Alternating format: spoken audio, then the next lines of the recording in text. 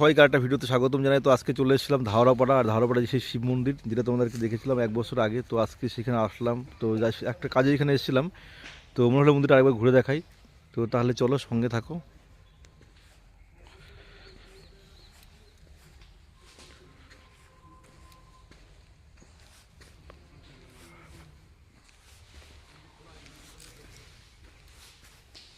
তো দেখতেই পাচ্ছ।